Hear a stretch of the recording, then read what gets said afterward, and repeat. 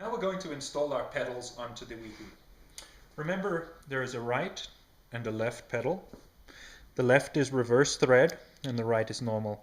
We're going to use an adjustable wrench, but if you have a pedal wrench, that's great to use too. Start with the left. Again, this is the reverse thread.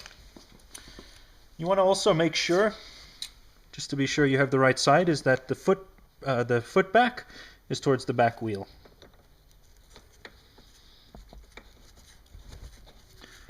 Just thread this in by hand first.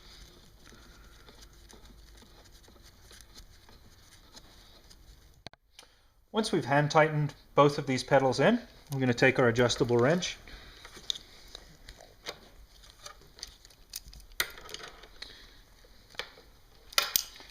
and tighten those in place.